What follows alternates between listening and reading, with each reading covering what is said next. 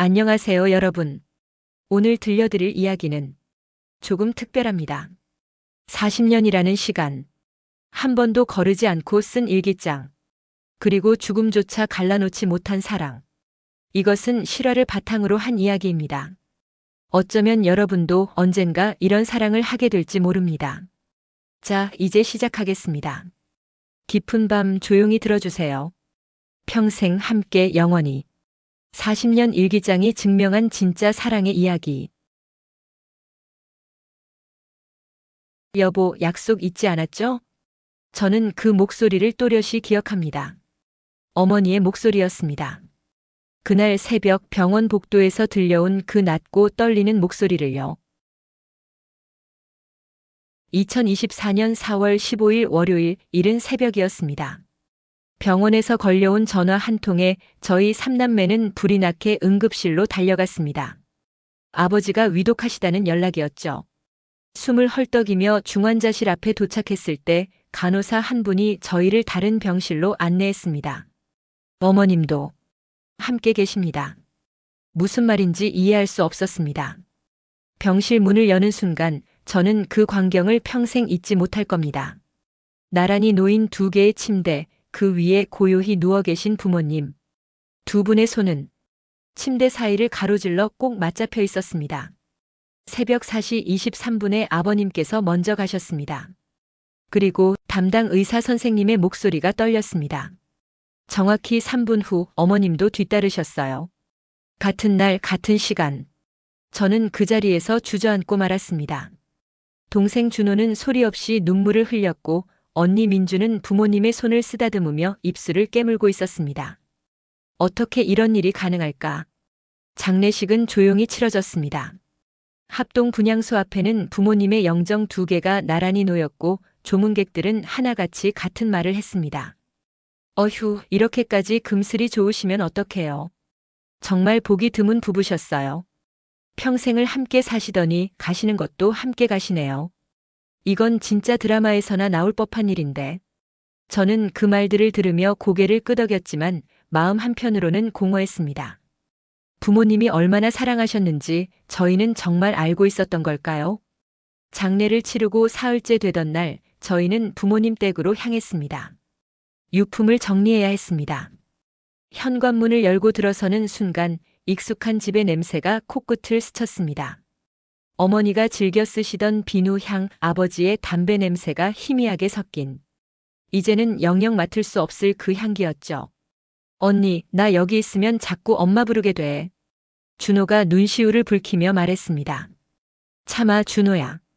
우리가 해야 할 일이 있잖아. 민주 언니가 준호의 어깨를 토닥이며 말했습니다. 언니도 울먹이는 목소리를 애써 참고 있었습니다. 저는 말없이 안쪽 방으로 들어갔습니다. 아버지의 서재였습니다. 책장 가득 꽂힌 오래된 책들, 낡은 책상 위에 돋보기, 벽에 걸린 가족 사진들. 모든 게 그대로였습니다. 마치 아버지가 잠시 자리를 비운 것처럼요. 한참을 멍하니 서 있다가 저는 책장 옆 구석진 곳에 놓인 낡은 나무 상자를 발견했습니다. 먼지가 수북이 쌓여 있었습니다. 상자 위에는 아버지의 필체로 쓰인 메모지가 테이프로 붙어 있었습니다. 절대 열지 마라. 그 5글자가 묘하게 무겁게 느껴졌습니다. 언니, 이것 좀 봐봐. 제가 상자를 들고 거실로 나오자 민주 언니와 준호가 고개를 돌렸습니다. 뭔데? 아버지 서재에 있었어. 근데 이거 봐. 절대 열지 말아라고 써 있어. 준호가 눈을 크게 떴습니다. 그럼 더 봐야 되는 거 아냐? 아버지가 뭘 숨기신 건지. 준호야, 그게 어디 마음대로 보는 거야. 아버지가 열지 말라고 하셨잖아. 민주 언니가 망설였지만 저는 이미 상자의 자물쇠를 살피고 있었습니다. 잠겨 있지 않았습니다. 심호흡을 한 번 하고 천천히 뚜껑을 열었습니다. 상자 안에는 낡은 공책들이 빼곡히 쌓여 있었습니다. 아니, 공책이 아니었습니다. 일기장이었습니다. 표지가 다 달아해진 오래된 일기장들이 수십 권 가지런히 정리되어 있었습니다. 이게 뭐야? 준호가 조심스럽게 일기장 한 권을 꺼내 들었습니다. 겉표지에는 연도가 적혀 있었습니다. 1984년. 1984년이면 엄마 아빠 결혼하신 해잖아. 민주 언니가 다른 일기장을 집어들었습니다. 여기엔 1985년, 1986년. 이거 전부 연도별로 정리되어 있네. 저는 떨리는 손으로 가장 위에 있던 일기장을 펼쳤습니다.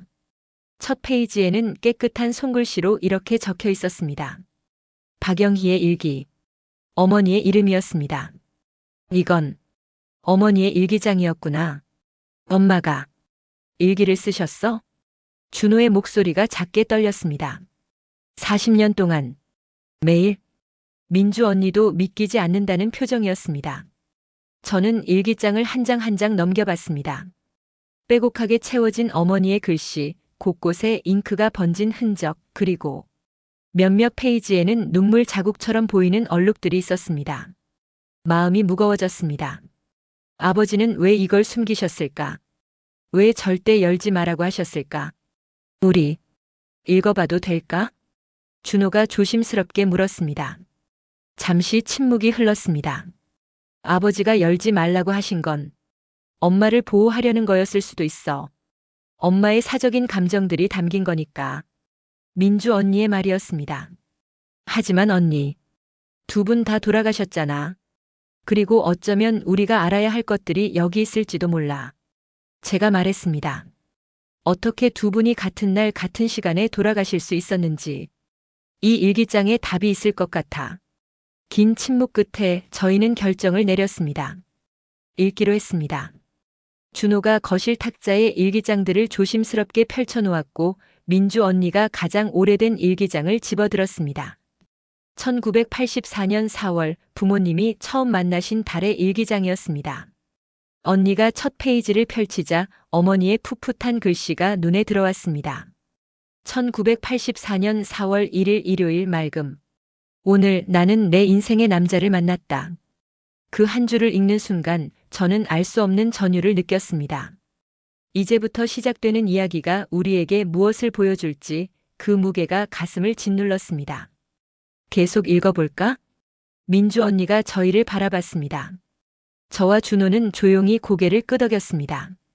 그렇게 저희는 어머니가 40년간 숨겨온 이야기 속으로 천천히 걸어 들어가기 시작했습니다. 1984년 4월 1일 일요일 맑음. 오늘 나는 내 인생의 남자를 만났다. 민주 언니의 떨리는 목소리가 거실에 울려 퍼졌습니다. 저희는 숨죽이며 귀를 기울였습니다. 40년 전 25살 어머니의 이야기가 지금 펼쳐지고 있었습니다. 교회 마당에서였다. 봄볕이 따스하게 내리쬐는 일요일 오후 나는 성가대 연습을 마치고 나오다가 그분과 부딪혔다. 죄송합니다. 그분이 황급히 사과하셨다. 목소리가 낮고 따뜻했다. 고개를 들어 올려다본 그분의 얼굴. 온화한 눈매, 수줍게 웃는 입가. 순간 심장이 이상하게 뛰었다. 괜찮습니다. 나는 얼굴이 붉어지는 걸 느끼며 고개를 숙였다. 혹시 성가대원이세요? 그분이 물으셨다. 네, 소프라노 파트입니다. 목소리가 참 곱네요. 아까 찬송가 부르시는 거 들었습니다. 나는 더 이상 그분을 쳐다볼 수 없었다. 너무 부끄러웠다. 그런데 그 부끄러움이 싫지 않았다. 엄마가 이렇게 수줍음을 많이 타셨어? 준호가 놀란 표정으로 물었습니다. 우리가 아는 엄마는 늘 당당하셨잖아. 민주 언니가 쓸쓸히 웃었습니다. 사람은 다 변하는 거겠지. 아니면 우리 앞에서는 강한 모습만 보여주신 거고. 언니의 말에 가슴 한구석이 시렸습니다. 우리는 어머니의 진짜 모습을 얼마나 알고 있었을까. 민주 언니가 다음 페이지를 넘겼습니다. 1984년 4월 8일 일요일 흐림. 일주일 만에 그분을 다시 봤다. 예배가 끝나고 교회 마당에서 기다리고 계셨다. 혹시 시간 괜찮으시면 차라도 한잔 하실래요? 그분이 조심스럽게 물으셨다. 나는 고개를 끄덕였다. 내 인생에서 남자와 단둘이 차를 마신 건 그날이 처음이었다. 작은 다방에 앉아 우리는 이런저런 이야기를 나눴다. 그분의 이름은 김상현. 31살 작은 공장에서 일하신다고 했다. 저는 박영희라고 합니다. 25이에요. 영희. 참 예쁜 이름이네요. 그분이 웃으셨다. 그 웃음에 나는 또다시 가슴이 두근거렸다. 일기장은 그렇게 두 분의 만남과 설렘으로 가득했습니다. 한 페이지 한 페이지 넘길 때마다 젊은 날 어머니의 순수한 감정들이 고스란히 전해져 왔습니다. 4월 15일 오늘 상현 씨가 장미꽃 한 송이를 건네셨다. 처음 받아보는 꽃이었다. 평생 간직하고 싶다. 4월 22일 상현 씨와 한강을 걸었다. 손을 잡아주셨다. 따뜻했다. 4월 29일 상현 씨가 고백하셨다. 저와 평생을 함께 해주시겠습니까? 나는 울면서 고개를 끄덕였다. 준호가 눈시울을 훔쳤습니다. 엄마가 이렇게 로맨틱한 분이셨어? 아버지도 저렇게 적극적이셨다니. 저도 놀라웠습니다. 과묵하고 조용하셨던 아버지가 저렇게 먼저 다가가고 고백하는 분이셨다니요. 우리가 몰랐던 부모님의 모습이 조금씩 드러나고 있었습니다. 민주 언니가 몇 페이지를 더 넘기다가 특정 날짜에서 멈췄습니다. 1984년 10월 13일 토요일 맑음. 결혼식 날. 언니의 목소리가 더 떨렸습니다. 오늘 나는 김상현의 아내가 되었다. 작은 예식장, 많지 않은 하객들. 하지만 상현 씨가 내 손을 잡아주는 순간 세상 그 무엇도 부럽지 않았다. 평생 잘 부탁드립니다. 상현 씨가 내 귀에 속삭였다. 저야말로 평생 잘 부탁드려요. 우리는 소박한 피로연을 마치고 작은 신혼집으로 향했다. 월세 15만 원짜리 단칸방이었지만 상현 씨와 함께라면 궁궐이라도 부럽지 않을 것 같았다. 그리고 그날 밤에 일기가 시작되었습니다. 민주 언니의 목소리가 잠시 멈췄습니다. 다음 문장을 읽기가 조심스러운 듯 했습니다. 언니, 왜 그래? 아니, 이건 좀 사적인 내용일 수도 있을 것 같아서. 그래도 읽어봐. 엄마가 우리에게 뭔가 말하고 싶으셨을 거야. 제가 말했습니다. 언니는 천천히 고개를 끄덕이고 다시 읽기 시작했습니다. 밤 11시가 넘어서였다. 나는 새 이불 속에서 긴장한 채 앉아 있었고 상현 씨는 작은 부엌에서 차를 끓이고 계셨다. 영애 씨, 차 한잔 하실래요? 나는 고개를 끄덕이고 상현 씨 옆에 조심스럽게 앉았다. 우리는 한참 동안 말없이 차만 마셨다. 서로 어색했다. 그때 상현 씨가 조용히 입을 여셨다. 영애 씨, 저 하나 부탁해도 될까요? 네, 말씀하세요. 우리 평생 함께 살다가 함께 떠나요. 그 문장을 읽는 순간 거실에 정적이 흘렀습니다. 함께 떠나요. 바로 그 약속이었습니다. 민주 언니가 떨리는 목소리로 계속 읽었습니다. 나는 상현 씨를 쳐다봤다. 그분의 눈빛이 진지했다. 무슨 말씀이세요? 저는 영애 씨 없이는 살 수 없을 것 같아요. 그러니 평생을 함께 살고 죽을 때도 함께 가요. 제가 먼저 가든 당신이 먼저 가든 절대 오래 떨어져 있지 말아요. 약속해요. 나는 눈물이 났다. 그 진심 어린 말에, 그 간절함에. 네. 약속할게요. 평생 함께 있을게요. 죽어서도 함께요. 상현 씨가 내 손을 꼭 잡아주셨다. 고맙습니다, 영희 씨. 당신과 함께라면 평생이 짧게만 느껴질 것 같아요. 그날 밤 우리는 그렇게 약속했다. 영원히 함께하겠다고.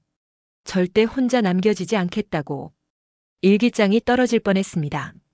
민주 언니의 손이 심하게 떨리고 있었습니다. 이게 그 약속이었어. 언니의 목소리가 갈라졌습니다. 40년 전 결혼식 날 밤에 했던 그 약속을 두 분이 정말로 지키신 거야. 준호가 소파에 푹 주저앉았습니다. 같은 날, 같은 시간에 돌아가신 게 우연이 아니었던 거네. 저는 목이 메어 아무 말도 할 수 없었습니다.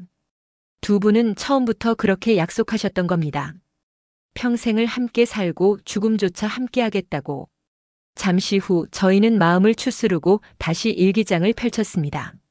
하지만 이제 일기의 내용이 달라지기 시작했습니다. 1984년 11월 3일 월요일 비. 오늘 시어머니께서 우리 신혼집에 오셨다. 집이 너무 좁고 지저분하다며 한숨을 쉬셨다. 우리 상현이가 이런 데서 살아야 하다니. 그 말씀에 가슴이 아팠다. 내가 더 잘해드려야 하는데. 시어머니가 돌아가신 후 상현 씨가 내 어깨를 안아주셨다. 괜찮아요, 영희 씨. 신경 쓰지 마세요. 하지만 나는 알았다. 상현 씨도 마음이 편치 않으시다는 걸. 그 표정에서 읽을 수 있었다. 오늘 밤 나는 다짐했다. 더 열심히 살아야겠다고. 상현 씨가 후회하지 않도록, 시어머니께 인정받을 수 있도록. 마이너스 1984년 12월 15일 토요일 눈. 첫눈이 내렸다. 상현 씨와 창문 너머로 눈을 바라봤다. 영희 씨, 추우시죠? 제가 연탄 좀 갈아올게요. 아니에요, 괜찮아요. 제가 할게요. 당신이 어떻게 해요? 제가 하죠. 상현 씨는 그렇게 말하시고 연탄을 갈러 나가셨다. 추운 계단을 오르내리시는 모습이 안쓰러웠다. 공장 일도 힘드실 텐데. 집에 와서도 쉬지 못하시고. 나는 몰래 눈물을 흘렸다. 이렇게 어려운 살림인 줄 몰랐다. 하지만 후회는 없다. 상현 씨와 함께라면 어떤 어려움도 견딜 수 있을 것 같다. 우리 약속 잊지 않았어요, 여보. 평생 함께할 거예요. 1985년 3월 10일 일요일 흐림. 오늘 입덧이 심했다. 아침부터 토했다. 임신 3개월. 뱃속에 새 생명이 자라고 있다는 게 신기하면서도 두렵다. 상현 씨는 너무 기뻐하셨다. 우리 아이가 태어나면 정말 행복할 것 같아요 라고 하시며 내 배를 쓰다듬으셨다. 하지만 나는 걱정이다. 이 좁은 집에서, 이 빠듯한 살림에서 아이를 어떻게 키울까? 그래도 상현 씨와 나, 우리 둘이서 낳은 아이니까 잘 키울 수 있을 거야. 반드시 잘 키워낼 거야. 일기장은 그렇게 조금씩 무거워지고 있었습니다. 신혼의 달콤함은 점점 희미해지고 현실의 고단함이 어머니를 짓누르기 시작했습니다. 엄마가 이렇게 힘드셨구나. 준호가 일기장 속 어머니의 글씨를 손가락으로 쓰다듬었습니다. 우리는 몰랐어. 엄마가 얼마나 어렵게 우리를 낳고 키우셨는지. 민주 언니의 눈가가 붉어졌습니다. 1985년 11월 25일 월요일 맑음. 오늘 딸을 낳았다. 2.9kg의 건강한 여자아이. 상현 씨가 민주라는 이름을 지어주셨다. 백성이 주인이라는 뜻이라고. 당신은 못 배웠지만 우리 딸은 꼭 배워서 당당하게 살기를 바란다는 뜻이라고 하셨다. 아기를 처음 안았을 때의 그 느낌. 평생 잊지 못할 것 같다. 이렇게 작고 연약한 생명이 내 뱃속에 있었다니. 민주야, 엄마가 꼭 잘 키울게. 너를 행복하게 해줄게. 상현 씨, 우리 잘할 수 있죠? 우리 약속처럼 평생 함께 이 아이를 키우는 거예요. 민주 언니가 일기장을 내려놓았습니다. 내가 저렇게 태어났구나. 언니가 눈물을 흘리기 시작했습니다. 엄마가 날 그렇게 사랑하셨는데 나는 엄마한테 뭘 해드렸지? 준호가 언니를 끌어안았습니다. 언니 괜찮아. 엄마는 알고 계셨을 거야. 우리가 얼마나 엄마를 사랑했는지. 하지만 저는 알고 있었습니다. 우리가 사랑했던 만큼 우리도 어머니께 상처를 드렸다는 것을요. 저는 다음 일기장을 집어들었습니다. 1986년이라고 적혀 있었습니다. 첫 페이지를 펼치자 어머니의 글씨가 눈에 들어왔습니다. 1986년 1월 5일 일요일 눈. 민주가 밤새 울었다. 열이 있는 것 같았다. 병원에 가고 싶었지만 돈이 없었다. 상현 씨 월급은 이미 월세와 생활비로 다 나갔다. 나는 민주를 안고 밤새 기도했다. 제발 우리 딸만은 아프지 말게 해달라고. 새벽 5시가 되어서야 민주가 잠들었다. 다행히 열도 조금 내렸다. 나는 그제야 울었다. 이렇게 무능한 엄마라서 미안하다고 민주에게 속으로 사과했다. 하지만 포기하지 않을 거야. 상현 씨와 나 우리 약속했잖아. 평생 함께 이겨내기로. 일기장을 읽으면 읽을수록 가슴이 무너져 내렸습니다. 어머니는 이렇게 힘들게 사셨구나. 우리는 전혀 몰랐구나. 그리고 그 모든 순간에도 어머니는 아버지와의 약속을 잊지 않으셨구나. 평생 함께. 그 약속이 어머니에게 어떤 의미였는지 이제야 조금씩 이해되기 시작했습니다. 다음 날 아침 저희는 다시 부모님 댁에 모였습니다. 밤새 일기장 생각에 잠을 이루지 못했습니다. 어머니의 젊은 날 그 순수했던 사랑과 현실의 고단함이 머릿속을 떠나지 않았습니다. 어젯밤에 잠 왔어? 준호가 붓기 가득한 얼굴로 물었습니다. 하나도. 너는? 나도. 계속 엄마 생각만 났어. 민주 언니도 마찬가지였던 것 같습니다. 언니의 눈가는 어제보다 더 붉게 부어 있었습니다. 오늘은 1987년부터 읽어보자. 언니가 다음 일기장을 조심스럽게 집어들었습니다. 1987년 2월 14일 토요일 흐림. 민주가 돌이 지났다. 상현 씨는 작은 케이크라도 사주고 싶어 하셨지만 돈이 없었다. 괜찮아요, 여보. 민주는 아직 어려서 기억도 못할 거예요. 그렇게 말했지만 마음은 아팠다. 다른 집 아이들은 돌잔치도 하던데.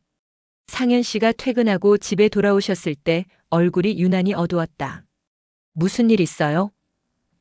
아니요. 그냥 좀 피곤해서요. 하지만 나는 알았다. 공장 일이 잘 안 풀리고 있다는 것을, 월급도 제때 못 받고 있다는 것을. 그날 밤 나는 결심했다. 내가 일을 해야겠다고. 엄마가 일을 시작하신 거야? 준호가 물었습니다. 민주 언니가 고개를 끄덕이며 다음 페이지를 넘겼습니다. 1987년 2월 20일 금요일 맑음. 오늘 새벽 5시 나는 처음으로 청소일을 나갔다. 상현 씨는 모르신다. 어젯밤 상현 씨가 깊이 잠드신 걸 확인하고 조심스럽게 집을 나왔다. 동네 건물 청소. 하루 일당 5,000원. 적은 돈이지만 없는 것보다는 낫다.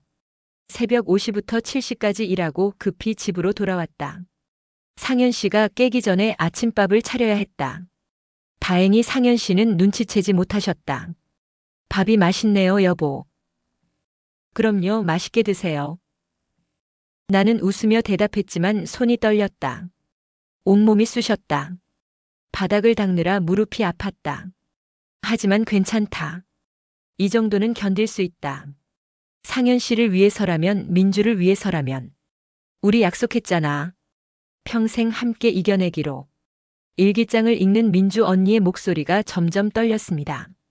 어머니는 그때부터 일을 시작하신 거였습니다. 아버지 몰래. 아빠는 몰랐던 거야? 제가 물었습니다. 몰랐던 것 같아. 엄마가 숨기셨으니까. 준호가 대답했습니다. 왜 숨기셨을까요? 왜 아버지께 말씀하지 않으셨을까요? 민주 언니가 다음 페이지들을 빠르게 넘겼습니다. 1987년 3월 10일 마이너스 청소일 계속.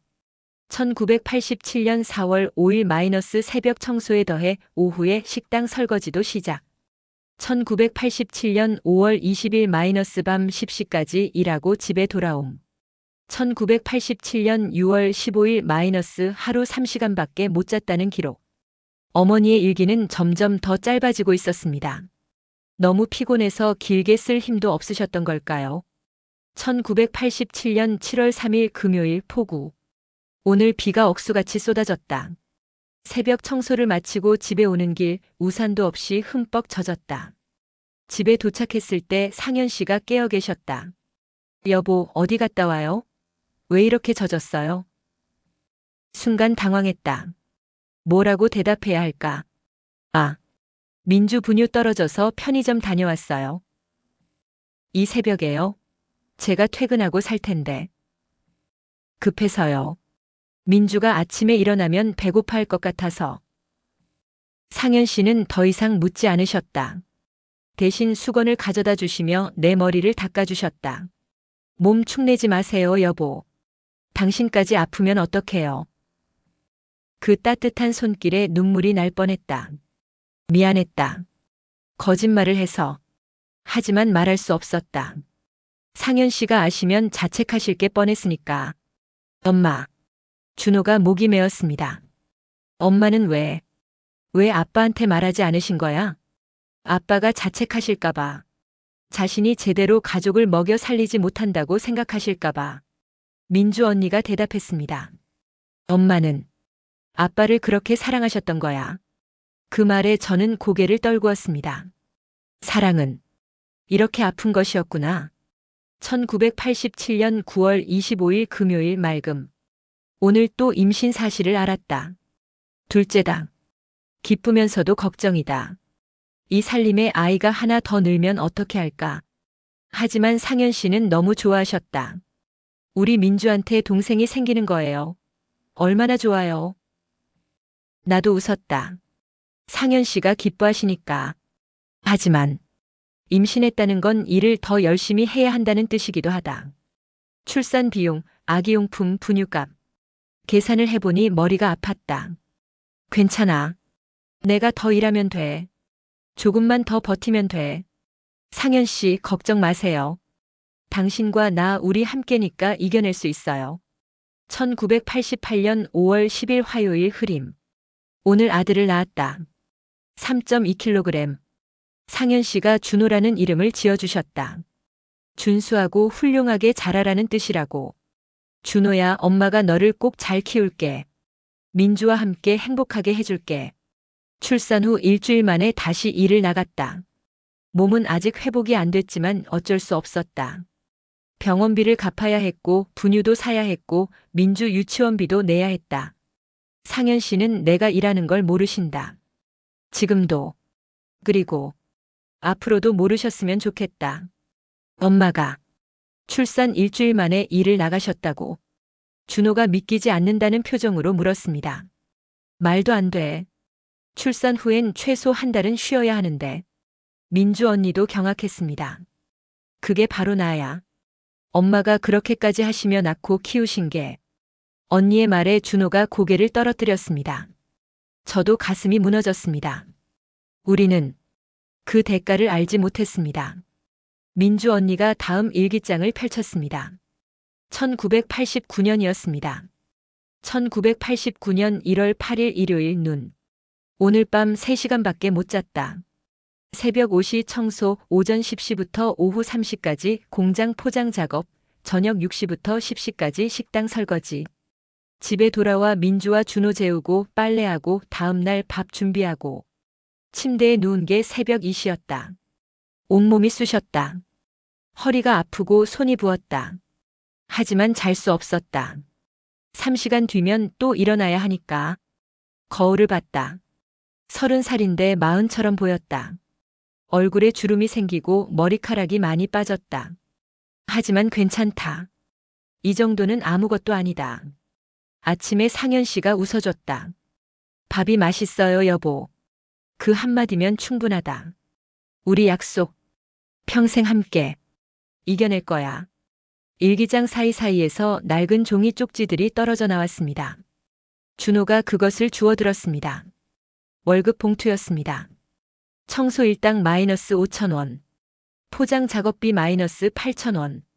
설거지 일당 마이너스 7,000원. 구겨지고 찢어진 봉투들, 그 안에는 어머니의 땀과 눈물이 스며 있었습니다. 이게 전부였어?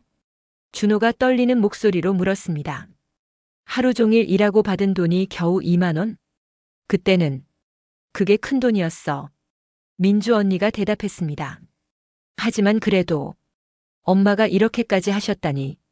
1989년 3월 15일 수요일 맑음. 오늘 민주가 물었다. 엄마, 왜 다른 엄마들은 유치원에 데리러 오는데 우리 엄마는 안 와? 가슴이 찢어지는 것 같았다. 내가 그 시간에 일을 하고 있어서 민주를 데리러 갈 수 없어서. 엄마가 바빠서 그래, 민주야. 미안해. 엄마 뭐 하는데? 엄마는 민주를 위해 일하는 거야. 민주가 고개를 끄덕였다. 하지만 그 눈빛에서 서운함이 보였다. 민주야, 정말 미안해. 엄마가 더 나은 엄마가 되지 못해서. 하지만 이것만은 알아줘. 엄마는 너를 정말 사랑한다는 걸. 내가 그런 말을 했었어? 민주 언니가 눈물을 흘렸습니다. 나는 기억도 못하는데. 엄마는 이렇게 마음 아파하셨구나. 언니. 준호가 언니를 끌어안았습니다. 저도 눈물을 참을 수 없었습니다. 1990년 7월 20일 금요일 폭염. 오늘 기온이 35도를 넘었다고 했다. 공장 안은 더 뜨거웠다. 에어컨이 없었다. 선풍기만 돌아갔다. 땀이 비 오듯 흘렀다. 어지러웠다. 쓰러질 것 같았다. 하지만 버텼다. 쓰러지면 안 된다. 일을 못하면 돈을 못 받는다. 저녁에 집에 돌아왔을 때 상현 씨가 놀라셨다. 여보, 얼굴이 왜 이래요? 많이 아파 보여요. 아니에요, 괜찮아요. 그냥 좀 더운 것뿐이에요. 에어컨이라도 하나 사야 하는데. 미안해요. 상현 씨가 미안해 하셨다. 아니다. 미안한 건 내가 아니라 나다. 당신이 더 힘든데 에어컨도 못 사드려서. 하지만 괜찮다. 우리 함께니까. 평생 함께니까. 1991년 12월 31일 화요일 눈. 한 해의 마지막 날이다. 저녁에 상현 씨와 아이들과 함께 작은 떡국을 끓여 먹었다. 올해도 수고 많았어요, 여보. 상현 씨가 말씀하셨다. 나는 웃었다. 당신도 수고하셨어요. 하지만 속으로는 생각했다. 내가 진짜 얼마나 수고했는지 당신은 모르시죠. 새벽부터 밤까지 일한 날들, 잠 못 이룬 밤들, 아픈 몸을 이끌고 일터로 향했던 순간들. 하지만 후회는 없다. 당신과 아이들이 웃고 있으니까. 그것만으로 충분하니까. 새해에도 우리 약속 지킬 거예요. 평생 함께 영원히. 민주 언니가 일기장을 덮었습니다. 더 이상 읽을 힘이 없는 듯 했습니다. 거실에는 한참 동안 침묵만 흘렀습니다. 엄마는 왜 이렇게 혼자 견디신 거야? 준호가 떨리는 목소리로 물었습니다. 아빠한테 말하면 됐잖아. 같이 해결하면 됐잖아. 그게 엄마의 사랑이었던 거야. 제가 대답했습니다. 아빠를 아프게 하고 싶지 않으셨던 거지.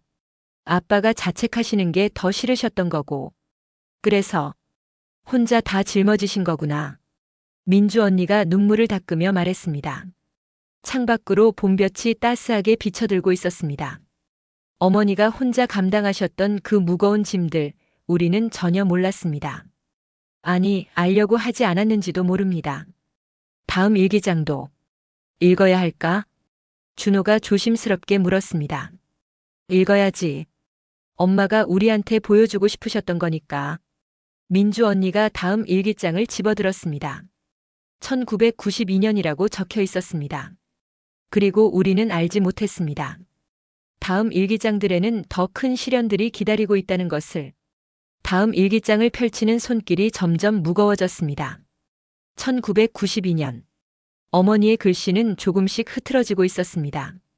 피곤함 때문이었을까요? 아니면 마음의 상처 때문이었을까요? 민주 언니가 첫 페이지를 읽기 시작했습니다. 1992년 2월 5일 수요일 맑음. 오늘 시어머니께서 오셨다. 설 명절이 며칠 앞으로 다가왔기 때문이다. 영희야, 올해 차례상은 제대로 차려야 한다. 작은 집에서 뭐라고 할까봐 걱정이구나. 시어머니는 거실을 둘러보시며 한숨을 쉬셨다. 상현이 형편이 이렇게 안 좋을 줄은 몰랐네. 다른 집 며느리들은 다 잘 사는 것 같던데. 가슴이 철렁했다. 우리가 형편없어 보이나 보다. 죄송합니다, 어머님. 제가 더 잘하겠습니다. 그래, 내가 좀 더 현명하게 살림을 꾸려야지. 상현이가 고생하잖니. 시어머니가 가신 후 나는 한참을 멍하니 앉아 있었다. 내가 잘못하고 있는 걸까? 내가 더 잘해야 하는 걸까? 하지만 이미 하루에 18시간씩 일하고 있는데 더 어떻게 해야 할까? 할머니가 그런 말씀을 하셨어? 준호가 믿기지 않는다는 표정이었습니다. 엄마가 그렇게 고생하시는데 할머니는 몰랐을 거야. 엄마가 일하는 거. 민주 언니가 일기장을 쓰다듬으며 말했습니다. 엄마는 아무한테도 말하지 않으셨으니까. 그 말이 더 가슴 아팠습니다. 어머니는 시어머니의 따가운 시선도 혼자 감당하셨던 겁니다. 1992년 2월 10일 월요일 눈. 설 명절이다. 시댁에 모두 모였다. 큰동서는 비싼 옷을 입고 왔고 작은 동서는 새로 산 보석 반지를 자랑했다.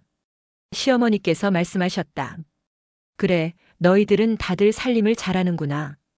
우리 상현이 집만 좀. 말을 끝까지 하지 않으셨지만 무슨 뜻인지 알았다. 상현 씨가 내 손을 꼭 잡아주셨다. 위로인 것 같았다.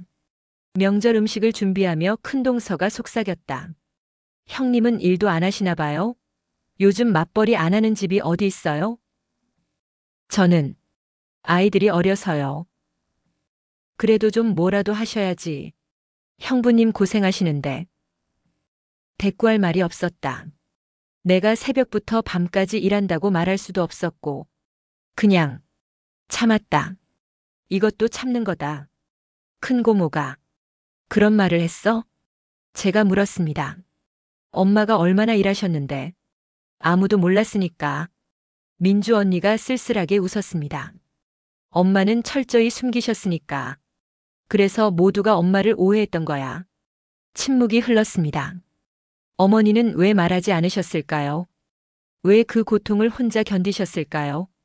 1992년 8월 15일 토요일 무더위. 오늘 또 시댁에 갔다. 추석이 다가오고 있다. 시어머니께서 상현 씨를 따로 부르셨다. 나는 부엌에서 설거지를 하고 있었지만 목소리가 들렸다. 상현아, 내 와이프가 살림을 좀 더 잘했으면 좋겠구나. 어머니, 저희 집사람 잘하고 있습니다. 그래도 다른 집에 비하면 좀 부족해 보이더라. 내가 고생하는 것 같아서 어미 마음이 아프구나. 설거지하던 내 손이 멈췄다. 눈물이 났다. 상현 씨는 끝까지 나를 감싸주셨다. 어머니, 제 와이프는 정말 잘하고 있습니다. 저는 행복합니다. 그 말을 듣는 순간 눈물이 더 났다. 미안하다, 상현 씨. 당신이 시댁에서 나 때문에 뭐라고 듣는구나. 하지만 고맙다. 끝까지 내 편이 되어줘서. 우리 약속 평생 함께. 당신과 나 그것만으로 충분해. 아빠가. 준호가 눈물을 흘렸습니다. 아빠도 힘드셨겠다. 엄마를 지키려고. 그래. 두 분 다 힘드셨어. 민주 언니가 고개를 끄덕였습니다. 저는 말없이 일기장을 바라봤습니다. 부모님은 서로를 지키려고 애쓰셨던 거구나. 세상의 모든 시선으로부터. 다음 일기장으로 넘어갔습니다. 1995년이었습니다. 1995년 3월 2일 목요일 흐림. 오늘 민주가 중학생이 되었다. 아침에 교복을 입은 민주를 보니 눈물이 났다. 우리 딸이 이렇게 컸구나. 하지만 민주의 표정이 어두웠다. 엄마, 나 친구들이랑 학원 같이 다니고 싶어. 학원? 무슨 학원? 영어 학원. 다들 다니는데 나만 안 다녀. 가슴이 철렁했다. 학원비가 한 달에 10만 원이라고 했다. 지금 우리 형편으로는 감당하기 어려운 돈이었다. 민주야, 조금만 기다려줄래? 엄마가 돈 모아서 보내줄게. 언제? 다들 이미 다니고 있는데. 민주가 짜증을 냈다. 처음 보는 모습이었다. 엄마는 맨날 나중에만 해. 우리 집은 왜 이렇게 가난해? 그 말에 가슴이 무너졌다. 민주 언니가 일기장을 읽다 말고 흐느끼기 시작했습니다. 내가 그런 말을 했어? 언니의 목소리가 떨렸습니다. 엄마한테 왜 가난하냐고 물었어? 언니. 제가 언니의 어깨를 감싸 안았습니다. 언니도 몰랐잖아. 그때는 어렸으니까. 아니야. 그건 변명이야. 나는 정말 최악이었어. 언니가 일기장을 꼭 껴안고 울었습니다. 잠시 후 언니가 마음을 진정시키고 다시 읽었습니다. 민주의 말이 맞다. 우리 집은 가난하다. 내가 아무리 일해도 형편은 나아지지 않는다. 벌어도 생활비로 다 나간다. 민주에게 학원도 보내주지 못하는 엄마. 나는 형편없는 엄마다. 그날 밤 나는 또 하나의 일을 더 구했다. 밤 11시부터 새벽 2시까지 편의점 야간 알바. 잠은 더 줄었다. 하루에 이 시간. 하지만 괜찮다. 민주를 학원에 보내줄 수 있다면. 미안해, 민주야. 엄마가 더 잘했어야 했는데. 엄마가 나 때문에 또 일을 늘리셨어? 민주 언니가 떨리는 목소리로 물었습니다. 하루에 이 시간만 주무시면서 아무도 대답하지 못했습니다. 답할 말이 없었습니다. 1996년 5월 10일 금요일 맑음. 오늘 준호가 초등학교 3학년이 되었다.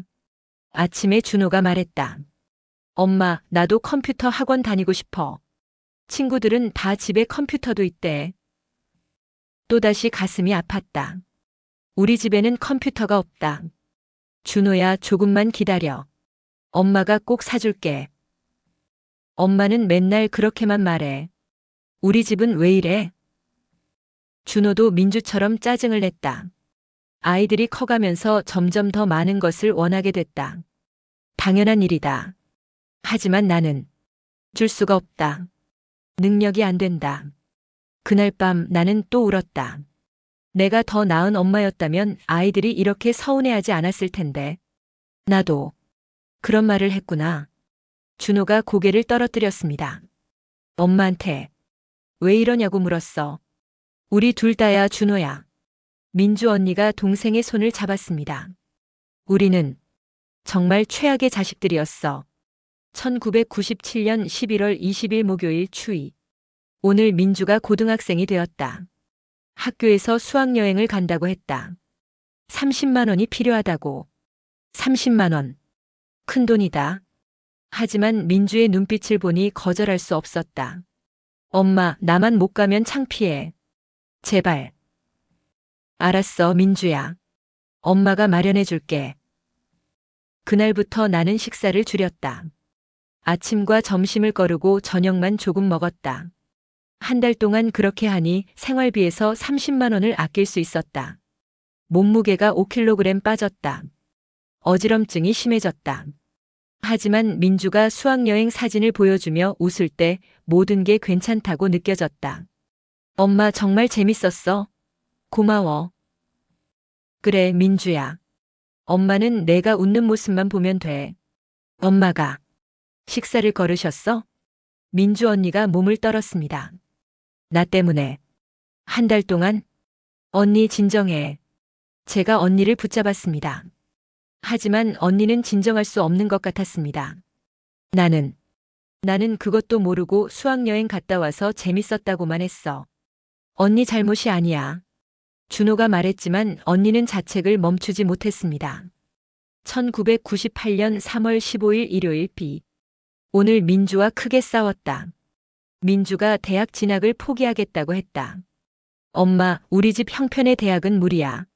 나 고등학교 졸업하고 취직할래. 나는 펄쩍 뛰었다. 안 돼. 너는 꼭 대학 가야 해. 엄마가 뭘 알아? 등록금이 얼만데. 엄마가 마련할게. 걱정하지 마. 매번 그렇게 말만 하잖아. 엄마는 날 이해 못해. 민주가 소리쳤다. 그리고 방문을 쾅 닫았다. 나는 거실에 주저앉아 울었다. 민주 말이 맞다. 나는 딸을 이해하지 못하는 형편없는 엄마다. 하지만 포기할 수 없다. 민주의 대학 반드시 보내줄 거다. 그 후로 나는 더 많은 일을 했다. 빚도 냈다. 몸은 망가졌지만 마음은 단단했다. 민주의 미래를 위해서라면 무엇이든 할 수 있었다. 엄마한테 그런 말을 했어? 민주 언니가 자신의 머리를 감싸 쥐었습니다. 엄마는 날 이해 못해라고. 내가 그렇게 말했어? 언니 그만해. 언니 잘못이 아니야. 하지만 언니는 자책을 멈추지 못했습니다. 저도 마찬가지였습니다. 우리는 어머니를 얼마나 아프게 했을까요? 1999년 12월 31일 금요일 눈. 20세기의 마지막 날이다. 오늘 밤 상현 씨와 단둘이 앉아 있었다. 아이들은 친구들과 밤을 보내러 나갔다. 여보, 우리 10년 넘게 결혼 생활했네요. 그러게요. 정말 빨리 지나갔어요. 힘들지 않았어요? 상현 씨가 물었다. 나는 웃으며 고개를 저었다. 전혀요. 당신과 함께니까 행복했어요. 거짓말이었다. 힘들었다. 너무 힘들었다. 하지만 상현 씨에게 그 말을 할 순 없었다. 저도요, 여보. 당신과 함께여서 정말 행복했어요. 앞으로도 쭉 함께해요. 당연하죠. 우리 약속했잖아요. 평생 함께 영원히. 상현 씨가 내 손을 잡아주었다. 그 따뜻함에 눈물이 날 뻔했다. 그래, 이것만 있으면 돼. 당신의 손, 당신의 온기. 그것만 있으면 나는 뭐든 견딜 수 있어. 민주 언니가 일기장을 덮었습니다. 더 이상 읽을 수 없는 듯 했습니다. 엄마는 항상 웃으셨어. 언니가 떨리는 목소리로 말했습니다. 우리 앞에서는 절대 힘든 내색 안 하셨어. 그래서 우리는 전혀 몰랐어. 엄마가 얼마나 고통받고 계셨는지. 준호가 눈물을 닦으며 말했습니다. 저는 창밖을 바라봤습니다. 봄볕이 따스하게 내리쬐고 있었습니다. 어머니가 평생 감당하셨던 그 무게가 이제야 조금씩 느껴졌습니다. 이틀 뒤 저희는 다시 부모님 댁에 모였습니다. 하지만 이번에는 누구도 먼저 일기장을 펼치려 하지 않았습니다. 두려웠습니다. 더 큰 진실이 기다리고 있을 것 같았습니다. 오늘은 2000년대 일기장을 봐야 할 것 같아. 민주 언니가 조심스럽게 말했습니다. 준비됐어? 준호가 저와 언니를 번갈아 봤습니다. 저는 천천히 고개를 끄덕였습니다. 준비가 됐든 안 됐든 알아야 했습니다. 어머니가 우리에게 남기고 싶으셨던 이야기를. 민주 언니가 2000년이라고 적힌 일기장을 펼쳤습니다. 2000년 1월 1일 토요일 맑음. 새 천년이 밝았다. 아침에 온 가족이 떡국을 먹었다. 민주는 대학생이 되었고 준호는 중학생이 되었다. 상현 씨가 말씀하셨다. 여보, 우리 정말 잘 키웠어요. 아이들 다 건강하게 자랐잖아요. 당신 덕분이에요, 여보. 나는 웃으며 대답했지만 속으로는 불안했다. 요즘 가슴이 자주 아프다. 숨이 가빠진다. 계단을 오르기가 힘들다. 하지만 병원에 갈 시간도 돈도 없다. 그냥 참아야지. 가슴이 아프다고? 준호가 긴장한 표정으로 물었습니다. 이때부터 몸이 안 좋으셨던 거야? 민주 언니가 다음 페이지를 넘겼습니다. 2000년 3월 15일 수요일 비. 오늘 일하다가 쓰러질 뻔했다. 공장에서 포장 작업을 하는데 갑자기 눈앞이 캄캄해지고 가슴이 조였다. 손을 벽에 짚고 간신히 버텼다. 아줌마 괜찮으세요? 옆 사람이 물었다. 네, 괜찮아요. 그냥 좀 어지러워서요. 거짓말이었다. 괜찮지 않았다. 숨이 제대로 쉬어지지 않았다. 퇴근 후 작은 병원에 들렀다. 간단한 검사만 받았다. 의사 선생님이 심각한 표정으로 말했다. 부인 심장에 문제가 있는 것 같습니다. 큰 병원에서 정밀 검사를 받아보세요. 얼마나 걸릴까요? 검사비만 50만 원 정도 예상됩니다. 50만 원. 지금 우리 집에 없는 돈이다. 알겠습니다. 시간 나면 가볼게요. 집으로 돌아오는 길 나는 혼자 생각했다. 병원은 나중에 가자. 지금은 민주 등록금이 더 급하니까. 50만 원이 없어서 검사를 못 받으셨어? 제가 떨리는 목소리로 물었습니다. 그때 우리가 알았다면. 우리는 몰랐어. 엄마가 절대 말씀 안 하셨으니까. 민주 언니가 눈물을 닦으며 말했습니다. 2000년 6월 20일 화요일 더위. 가슴 통증이 더 심해졌다. 밤에 잠을 자다가 숨이 막혀 깨어난다. 상현 씨가 걱정하신다. 여보, 요즘 얼굴색이 안 좋아요. 병원 가봐야 하는 거 아니에요? 괜찮아요. 그냥 좀 피곤한 것뿐이에요. 또 거짓말을 했다. 하지만 어쩔 수 없었다. 내가 아프다고 하면 상현 씨가 병원비 걱정하실 게 뻔했다. 그분은 이미 공장 일로 충분히 힘드시다. 내 병까지 짐이 되고 싶지 않다. 조금만 더 참자. 아이들 다 키우고 나면 그때 병원 가자. 2001년 2월 10일 토요일 눈. 오늘 결국 큰 병원에 갔다. 가슴 통증이 너무 심해서 더 이상 참을 수 없었다. 상현 씨 몰래 새벽에 병원 응급실로 갔다. 여러 검사를 받았다. 심전도 초음파 혈액 검사. 결과를 듣는데 의사 선생님의 표정이 심각했다. 부인, 판막 협착증입니다. 그것도 상당히 진행된 상태예요. 치료할 수 있나요? 수술이 필요합니다. 하지만 비용이 많이 들어갑니다. 최소 800만 원 정도 예상됩니다. 800만 원. 천문학적인 숫자였다. 수술 안 하면 어떻게 되나요? 심장에 무리가 계속 가면 5년 길어야 10년 정도 예상됩니다. 나는 조용히 고개를 끄덕였다. 알겠습니다. 생각해보고 다시 오겠습니다. 800만 원. 준호가 중얼거렸습니다. 그때 그 돈이 있었다면 지금 800만 원은 아무것도 아니잖아. 우리가 조금만 더 일찍 알았다면. 민주 언니가 흐느끼기 시작했습니다. 저도 눈물을 참을 수 없었습니다. 그때 800만 원만 있었다면 어머니는 지금도 살아계셨을지도 모릅니다. 2001년 2월 11일 일요일 맑음. 밤새 생각했다. 수술을 받을까 말까. 800만 원이면 민주 1년 등록금이다. 준호의 고등학교 입학 준비금이다. 그 돈을 내가 수술비로 쓴다면 아이들은 어떻게 되는가? 그리고 솔직히 말하면 나는 상현 씨 없이 20년을 더 산다는 게 의미가 있을까 생각했다. 상현 씨도 건강이 좋지 않으시다. 당뇨 합병증으로 고생하신다. 우리 결혼할 때 약속했다. 평생 함께 살다가 함께 떠나자고. 그 약속을 지키고 싶다.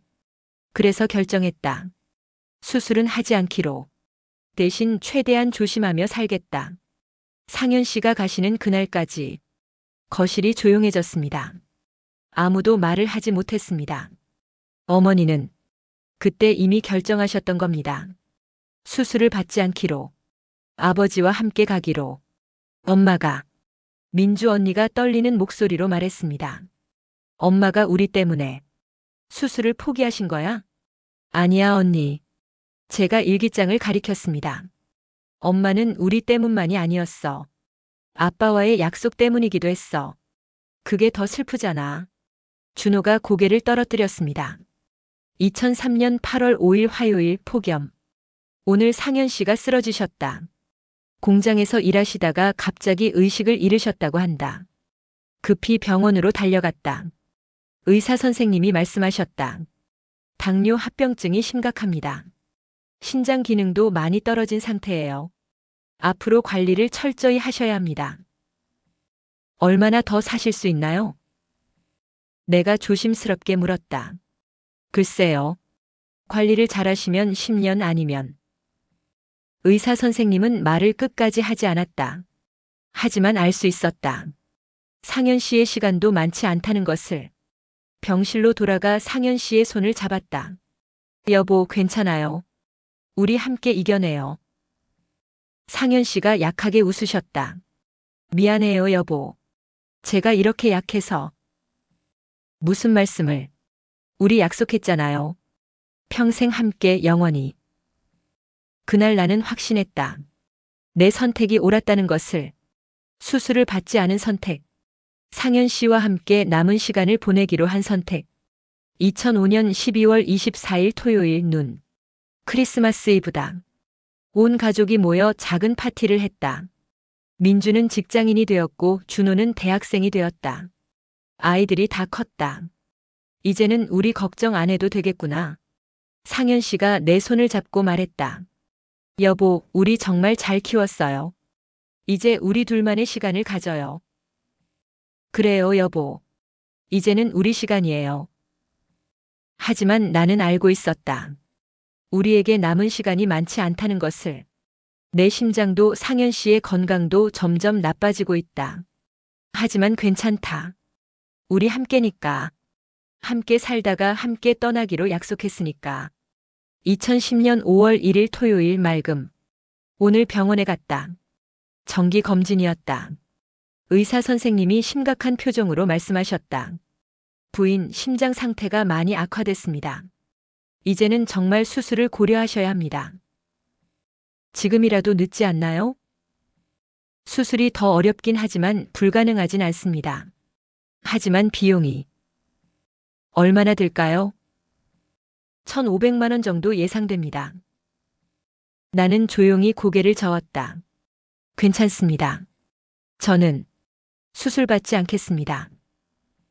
부인, 그러시면 언제까지 사실 수 있을지 알아요. 하지만 괜찮아요. 저는 제 선택에 후회 없습니다. 병원을 나오며 생각했다. 상현 씨도 이제 많이 약해지셨다. 치매 초기 증상도 보이신다. 우리 둘 다 시간이 얼마 남지 않았다. 그렇다면 약속대로 함께 가는 게 맞다. 평생 함께 살았는데 죽음도 함께 하는 거다. 민주 언니가 일기장을 덮었습니다. 손이 심하게 떨리고 있었습니다. 엄마가 2010년에도 수술을 거부하셨어. 언니의 목소리가 갈라졌습니다. 그때 우리는 다 성인이었잖아. 우리가 돈을 모아드릴 수도 있었는데 엄마는 우리한테 말하고 싶지 않으셨던 거야. 제가 대답했습니다. 우리한테 짐이 되고 싶지 않으셨던 거지. 그리고 준호가 일기장을 쓰다듬으며 말했습니다. 엄마는 진심으로 아빠와 함께 가고 싶으셨던 거야. 그게 엄마의 소원이었어. 저희는 한참 동안 말없이 앉아 있었습니다. 어머니의 선택이 이해되기 시작했습니다. 평생을 함께 살아온 사람과 죽음도 함께하고 싶다는 마음. 그것이 어머니의 사랑이었던 겁니다. 다음 일기장도 읽어야 할까? 준호가 조심스럽게 물었습니다. 읽어야지. 끝까지 봐야 해. 민주 언니가 고개를 끄덕였습니다. 저도 마음을 다잡았습니다. 이제 거의 다 왔습니다. 어머니가 마지막에 남기신 이야기 그 끝까지 가봐야 했습니다. 다음 날 저희는 무거운 마음으로 다시 부모님 댁에 모였습니다. 이제 일기장도 얼마 남지 않았습니다. 민주 언니가 2015년이라고 적힌 일기장을 조심스럽게 집어들었습니다. 이제 거의 끝이네. 언니의 목소리가 떨렸습니다. 준비됐어? 제가 물었습니다. 아무도 대답하지 않았습니다. 준비가 될 리 없었습니다. 2015년 3월 10일 화요일 흐림. 오늘 상현 씨가 나를 못 알아봤다. 아침에 일어나서 나를 보더니 물었다. 실례지만 누구세요? 순간 숨이 멎는 것 같았다. 40년을 함께 산 아내를 못 알아본다니. 여보, 나예요. 영희. 영애? 영희가 누구지? 상현 씨가 고개를 갸우뚱했다. 나는 웃으며 대답했다. 괜찮아요. 천천히 생각해 보세요. 밥 먹을까요? 하지만 상현 씨가 밥상 앞에 앉아서도 나를 낯설어하는 눈빛으로 바라봤다. 그날 밤 나는 혼자 울었다. 당신이 나를 기억 못해도 괜찮아요. 내가 당신을 기억하면 되니까. 우리 약속 평생 함께. 당신이 잊어도 나는 절대 잊지 않을게요. 아빠가 엄마를 못 알아보셨어? 준호가 떨리는 목소리로 물었습니다. 그때부터 치매가 본격적으로 시작된 거구나. 민주 언니가 눈물을 훔쳤습니다. 저는 입술을 깨물었습니다. 평생을 함께 산 사람이 나를 못 알아본다는 건 어떤 기분일까요? 2015년 5월 22일 금요일 비. 요즘 상현 씨가 밤낮을 헷갈리신다. 밤에 자다가 일어나서 출근 준비를 하신다. 여보, 지금 새벽 3시예요. 조금 더 주무세요. 뭔 소리야? 공장 늦겠어. 상현 씨가 화를 내신다. 평생 한 번도 내게 화내지 않으셨던 분이. 나는 조용히 상현 씨를 달랜다. 괜찮아요. 오늘은 쉬는 날이에요. 조금만 더 주무세요. 1시간 넘게 달래서 겨우 다시 재운다. 나는 더 이상 잠을 잘 수 없다. 상현 씨가 또 일어날까봐 걱정된다. 요즘 하루에 3시간도 못 잔다. 밤새 상현 씨를 지켜본다. 괜찮아. 이 정도는 아무것도 아니야. 당신과 함께할 수 있다면. 2015년 8월 15일 토요일 무더위. 오늘 상현 씨가 집을 나가셨다. 잠깐 화장실 간 사이에 현관문을 열고 나가신 거다. 급히 쫓아갔다. 동네를 1시간 넘게 헤맸다. 결국 동네 슈퍼 앞에서 찾았다. 땀을 뻘뻘 흘리며 서 계셨다. 여보, 어디 가셨어요? 집이 어딘지 모르겠어요. 상현 씨가 눈물을 글썽이며 말했다. 나는 상현 씨의 손을 꼭 잡았다. 괜찮아요. 제가 데려다 드릴게요. 우리 집으로 가요. 집으로 돌아오는 길 상현 씨가 계속 중얼거렸다. 미안해요. 제가 왜 이러는지 모르겠어요. 내 가슴이 찢어졌다. 미안한 건 내가 아니라 나예요, 여보. 내가 당신을 제대로 지켜드리지 못해서. 엄마 혼자 아빠를 찾아다니셨어? 민주 언니가 경악했습니다. 왜 우리한테 전화하지 않으셨어? 우리가 도와드렸을 텐데. 엄마는 우리한테 짐 지우고 싶지 않으셨던 거야. 제가 대답했습니다. 끝까지 혼자 감당하려고 하셨어.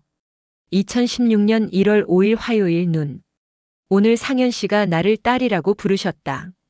민주야, 언제 왔니? 처음엔 당황했다. 하지만 이내 웃으며 대답했다. 네, 아빠. 방금 왔어요. 상현 씨가 환하게 웃으셨다. 그래, 우리 딸. 밥 먹었니? 네, 먹었어요. 내가 딸이든 아내든 아니면 그 누구든 상관없다. 상현 씨가 편안해 하신다면 나는 누구든 될 수 있다. 그날 밤 일기를 쓰며 생각했다. 사랑이란 이런 게 아닐까? 상대가 나를 기억 못해도 내가 기억하는 것. 상대가 나를 누구라고 부르든 옆에 있어주는 것. 우리 약속 평생 함께. 당신이 날 잊어도 나는 당신을 놓지 않을게요. 눈물이 멈추지 않았습니다. 민주 언니도 준호도 저도 모두 울고 있었습니다. 어머니의 사랑이 이렇게 깊었구나. 2016년 7월 18일 월요일 폭염. 오늘 상현 씨가 나를 때렸다. 아침 식사를 준비하는데 갑자기 뒤에서 손을 올리셨다. 당신 누구야? 우리 집에서 뭐 하는 거야? 나는 놀라서 뒤를 돌아봤다. 상현 씨의 눈빛이 낯설었다. 여보, 나예요. 영희. 거짓말. 영희는 예쁜데 당신은 늙었잖아. 그 말에 가슴이 무너졌다. 상현 씨의 기억 속 나는 여전히 25살인가 보다. 나는 조용히 방으로 들어가 거울을 봤다. 이른이 넘은 내 얼굴이 보였다. 주름투성이에 머리는 하얗게 새었다. 상현 씨 말이 맞다. 나는 늙었다. 하지만 괜찮다. 내가 늙어도 당신이 날 못 알아봐도 나는 여전히 당신의 영희니까. 평생 함께하겠다고 약속한 그 영희니까. 아빠가 엄마를 때렸어? 준호가 믿을 수 없다는 표정이었습니다. 아빠가 그런 분이 아니신데. 치매 때문이야. 아빠 잘못이 아니야. 민주 언니가 떨리는 목소리로 말했습니다. 하지만 엄마는 얼마나 아프셨을까? 저는 대답할 수 없었습니다. 육체적 아픔보다 마음의 아픔이 더 컸을 겁니다. 2017년 3월 30일 목요일 비. 오늘 상현 씨가 대소변을 가리지 못하기 시작했다. 침대에 누워 계시다가 그대로 이를 보셨다. 여보, 괜찮아요. 제가 치워드릴게요. 상현 씨가 울기 시작했다. 미안해. 미안해. 잠깐의 정신이 돌아오신 것 같았다. 여보, 제발 나 좀 요양원에 보내줘요. 당신한테 이러고 싶지 않아요. 나는 고개를 저었다. 안 돼요. 당신을 어떻게 다른 데 보내요. 우리 평생 함께하기로 했잖아요. 하지만 나 때문에 당신이 너무 힘들잖아요. 전혀 안 힘들어요. 사랑하는 사람을 돌보는 게 무슨 힘들어요. 거짓말이었다. 힘들었다. 너무 힘들었다. 하지만 상현 씨를 놓을 수 없었다. 우리 약속을 지키고 싶었다. 평생 함께 영원히. 요양원에 보내달라고.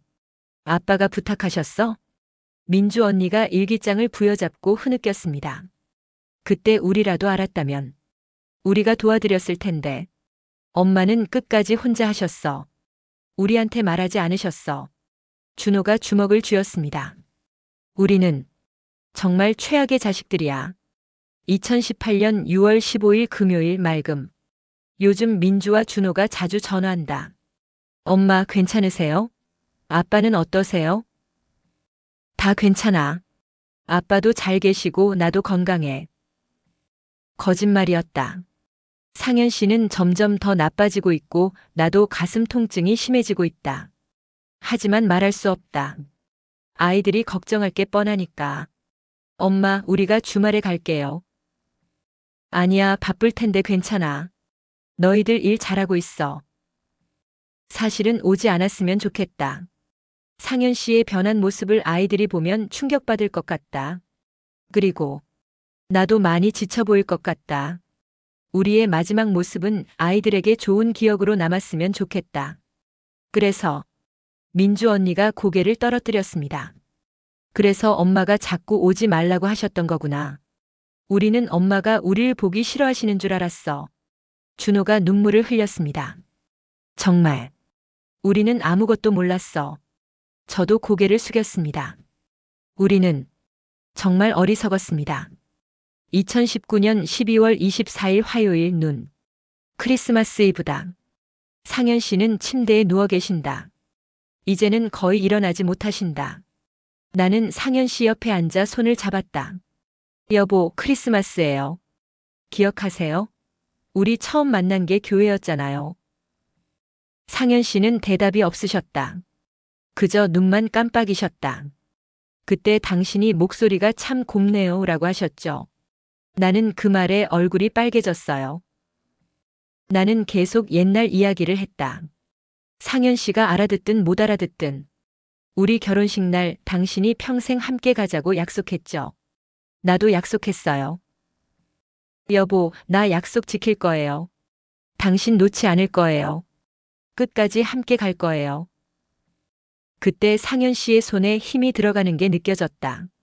아주 약하게 하지만 분명히 내 손을 꼭 쥐셨다. 나는 울었다. 상현 씨가 아직도 내 말을 듣고 계시다는 걸 알았다. 2020년 1월 1일 수요일 맑음. 새해가 밝았다. 상현 씨와 나 우리는 여전히 함께다. 상현 씨의 숨소리가 점점 약해지고 있다. 나도 가슴 통증이 더 심해졌다. 병원에 가면 둘 다 위독하다는 말을 들을 것 같다. 하지만 괜찮다. 우리 약속대로 함께 가면 되니까. 오늘 민주한테서 전화가 왔다. 엄마, 새해 복 많이 받으세요. 올해는 꼭 건강하세요. 그래, 민주야. 너도 건강해라. 엄마는 괜찮으니까 걱정하지 마. 전화를 끊고 나서 나는 상현 씨를 바라봤다. 여보, 우리 얼마나 더 함께 있을 수 있을까요? 물론 대답은 없었다. 하지만 괜찮다. 남은 시간이 하루든 한 달이든 1년이든 우리가 함께라면 그것만으로 충분하니까. 민주 언니가 일기장을 덮었습니다. 더 이상 읽을 힘이 없는 듯 했습니다. 엄마가 이렇게 힘드셨는데. 언니가 흐느꼈습니다. 우리는 정말 아무것도 몰랐어. 준호도 저도 울고 있었습니다. 어머니는 평생 혼자 싸우셨습니다. 가난과 병과 시댁의 시선과 그리고 마지막에는 치매와도. 하지만 단 한 번도 포기하지 않으셨습니다. 아버지와의 약속을 지키기 위해. 이제 마지막 일기장만 남았어. 제가 조심스럽게 말했습니다. 민주 언니가 떨리는 손으로 마지막 일기장을 집어들었습니다. 2024년이라고 적혀 있었습니다. 부모님이 돌아가신 그 해였습니다. 저희는 한참 동안 마지막 일기장을 펼치지 못했습니다. 2024년. 부모님이 돌아가신 그 해의 일기장. 이 안에 무엇이 쓰여 있을까요? 어떤 마지막 말씀을 남기셨을까요? 읽자. 민주 언니가 떨리는 목소리로 말했습니다. 엄마가 우리한테 꼭 보여주고 싶으셨던 거니까. 언니가 천천히 첫 페이지를 펼쳤습니다. 2024년 1월 1일 월요일 맑음. 새해가 밝았다. 2024년. 상현 씨와 나 마지막 새해인 것 같다. 상현 씨는 이제 거의 의식이 없으시다. 가끔 눈을 뜨시지만 초점이 없다. 나도 심장 통증이 너무 심해서 움직이기 힘들다. 계단을 한 칸만 올라도 숨이 찬다. 어제 화장실 거울을 봤다. 정말 많이 늙었다. 주름투성이 얼굴, 완전히 하얗게 센 머리, 뼈만 앙상하게 남은 몸. 이제 진짜 시간이 얼마 안 남은 것 같다. 하지만 두렵지 않다. 상현 씨와 함께 갈 수 있으니까. 우리 약속 평생 함께. 드디어 그 약속을 완성하는 날이 다가오고 있다. 민주 언니의 목소리가 떨렸습니다. 어머니는 이미 아셨던 거군요. 자신의 시간이 얼마 남지 않았다는 것을. 2024년 1월 15일 월요일 눈. 오늘 병원에 갔다. 상현 씨 정기 검진 때문에. 의사 선생님이 조용히 말씀하셨다. 부인 남편분이 이제 오래 못 가실 것 같습니다. 길어야 한두 달.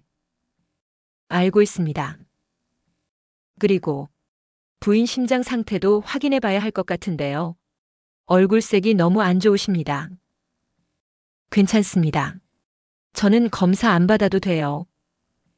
하지만 선생님, 제 남편이 가시면 저도 곧 따라갈 겁니다. 그게 우리 약속이거든요. 의사 선생님이 놀란 표정으로 나를 보셨다. 무슨 말씀이십니까? 평생을 함께 살았는데 혼자 남아서 뭐 하겠어요? 당연히 함께 가야죠. 나는 웃으며 말했다. 의사 선생님은 아무 말도 하지 못했다. 엄마가 의사한테 그렇게 말씀하셨어? 준호가 충격받은 표정이었습니다. 처음부터 아빠 따라갈 생각이셨던 거야? 약속이었으니까.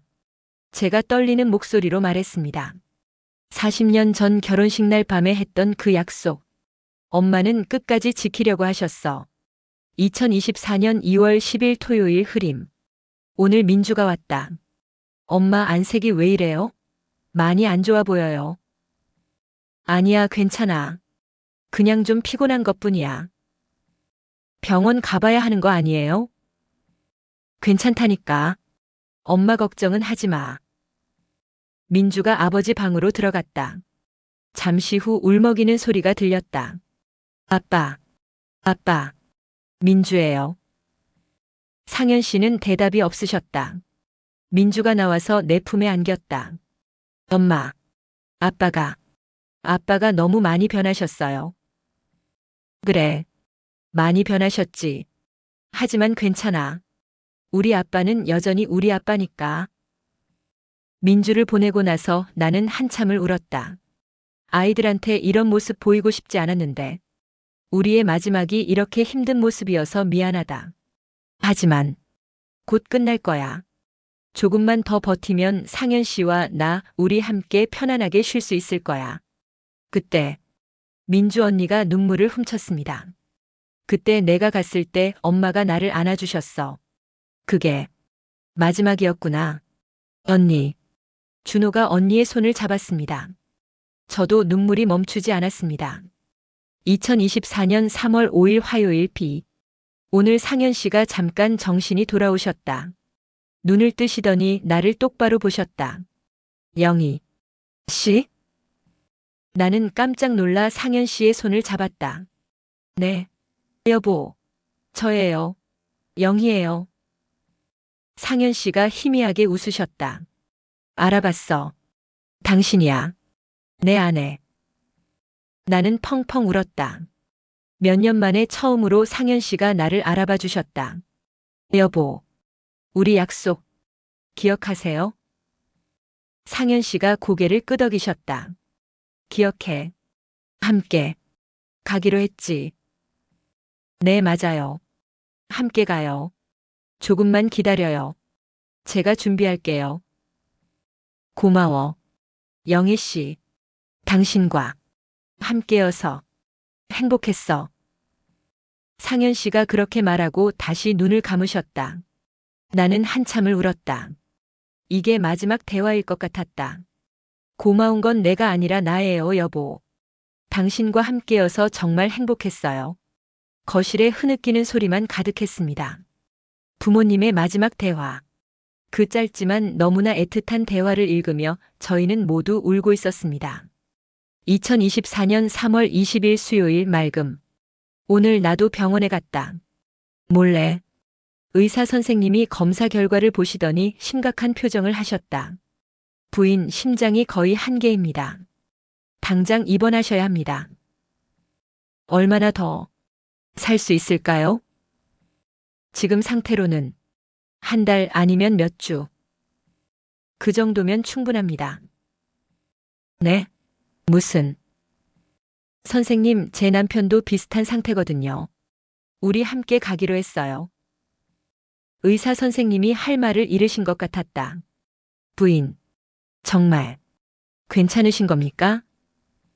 네, 괜찮아요. 전 제 선택에 후회 없어요. 평생을 함께 산 사람과 죽음도 함께 하는 거 당연한 거 아닌가요? 나는 웃으며 병원을 나왔다. 이제 시간이 얼마 안 남았다. 상현 씨와 나 우리의 약속을 완성할 날이 다가오고 있다. 2024년 4월 1일 월요일 봄비. 오늘은 우리가 처음 만난 날이다. 정확히 40년 전, 1984년 4월 1일 교회 마당에서 상현 씨와 부딪혔던 그날. 40년이 흘렀다. 참 빨리도 지나갔다. 상현 씨 곁에 앉아 옛날 이야기를 했다. 여보, 오늘 우리 처음 만난 날이에요. 기억하세요? 대답은 없었지만 계속 말했다. 당신이 목소리가 참 곱네요 라고 했을 때 제 심장이 두근거렸어요. 그때부터 알았어요. 아, 이 사람이 내 인생의 남자구나. 40년 동안 힘든 일도 많았지만 후회는 없어요. 당신과 함께였으니까. 조금만 더 기다려요, 여보. 우리 약속대로 함께 갈 거예요. 나는 상현 씨의 손을 꼭 잡고 앉아 있었다. 40년 전 그날처럼 따뜻한 봄날이었다. 2024년 4월 8일 월요일 맑음. 오늘 의사 선생님한테서 전화가 왔다. 부인, 남편분 상태가 많이 안 좋습니다. 병원으로 모셔오시는 게 좋겠습니다. 알겠습니다. 전화를 끊고 나는 생각했다. 병원에 가면 우리는 떨어질 것이다. 각자 다른 병실에 누워서. 그건 싫다. 우리는 마지막까지 함께 있어야 한다. 그래서 결정했다. 병원에 가지 않기로. 우리 집에서 함께 마지막을 맞이하기로. 아이들한테는 미안하지만 이게 우리가 선택한 길이다. 엄마가 병원 가기를 거부하신 거야? 준호가 떨리는 목소리로 물었습니다. 집에서 함께 있기 위해서? 민주 언니가 고개를 끄덕였습니다. 끝까지 아빠와 함께 하려고 하셨어. 민주 언니가 다음 페이지를 넘기려다 멈췄습니다. 손이 떨리고 있었습니다. 이제 마지막 페이지야. 언니의 목소리가 갈라졌습니다. 준비됐어? 저와 준호는 조용히 고개를 끄덕였습니다. 언니가 천천히 마지막 페이지를 펼쳤습니다. 2024년 4월 8일 월요일 밤. 오늘 밤 아마도 마지막 일기가 될 것 같다. 상현 씨의 호흡이 점점 약해지고 있다. 나도 가슴 통증이 너무 심해서 거의 움직일 수 없다. 아까 의사 선생님이 다시 전화하셨다. 부인, 정말 병원 안 오시겠습니까? 두 분 다 위험합니다. 괜찮습니다. 우리는 이곳에서 함께 있을 거예요. 전화를 끊고 상현 씨 옆에 누웠다. 손을 꼭 잡았다. 40년 전 결혼식 날 밤 우리가 약속했던 것처럼. 여보, 우리 약속 기억하세요? 평생 함께 살다가 함께 떠나자고 했죠. 이제 그 약속을 지킬 시간이 온 것 같아요. 40년 동안 당신과 함께였어요. 가난했지만 행복했어요. 힘들었지만 후회 없었어요. 당신이 있었으니까. 시댁에서 뭐라고 해도 아이들이 투정 부려도 당신이 병들어도 나는 단 한 번도 당신을 원망하지 않았어요. 당신과 함께하는 모든 순간이 선물이었으니까. 미안한 게 하나 있다면 아이들한테 더 잘해주지 못한 거예요. 민주야, 준호야, 그리고 우리 막내. 엄마가 너희한테 부족한 엄마였지? 미안해. 하지만 알아줘. 엄마는 너희를 정말 사랑했어. 다만 엄마는 아빠를 조금 더 사랑했어. 아빠 없이는 살 수 없었어. 그래서 이렇게 선택했어. 아빠와 함께 가는 걸. 용서해줘, 아이들아. 그리고 이해해줘. 진짜 사랑이란 이런 거라는 걸. 죽음마저도 함께하는 거라는 걸. 여보, 이제 시간이 된 것 같아요. 당신 숨소리가 점점 약해지고 있어요. 나도 가슴이 너무 아파요. 괜찮아요. 두렵지 않아요. 당신과 함께니까. 우리 약속했죠. 평생 함께 영원히. 자, 이제 가요. 손 꼭 잡고 함께. 사랑해요, 여보. 40년 동안 매 순간순간. 그리고 앞으로도 영원히. 안녕. 그것이 마지막 글이었습니다. 일기장의 마지막 페이지. 어머니의 마지막 말씀. 저희는 아무도 말을 할 수 없었습니다. 그저 울 뿐이었습니다. 한참 후 민주 언니가 일기장 뒤편을 확인했습니다. 거기에는 작은 메모지 한 장이 붙어 있었습니다. 언니가 그것을 떼어냈습니다. 아버지의 필체였습니다. 떨리는 글씨로 쓰인 아버지의 마지막 편지였습니다. 영희 씨에게. 이 글을 쓰는 게 얼마만인지 모르겠소. 요즘 정신이 자꾸 흐려져서 깨어있는 순간이 많지 않소. 하지만 오늘은 운 좋게도 정신이 맑소. 그래서 이 글을 쏘. 당신이 40년간 일기를 썼다는 거 알고 있었소. 몰래 일하러 다니는 것도 알고 있었소. 아픈 것도 힘든 것도 다 알고 있었소. 하지만 모르는 척했소. 당신이 내게 말하고 싶지 않아 하는 것 같아서. 미안하오, 영희 씨. 당신 고생시킨 것. 당신 혼자 짐 지게 만든 것. 제대로 된 남편이 되어주지 못한 것. 하지만 고맙소. 40년 동안 내 곁에 있어줘서. 나를 사랑해줘서. 우리 약속 지켜줘서. 이제 시간이 얼마 안 남은 것 같소.